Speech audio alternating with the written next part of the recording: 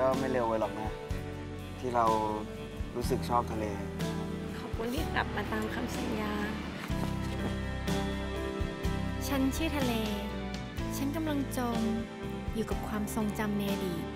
ที่ฉันเชื่อว่านั่นคือรักแรกและเป็นรักแท้ที่ฉันเฝ้าตามหา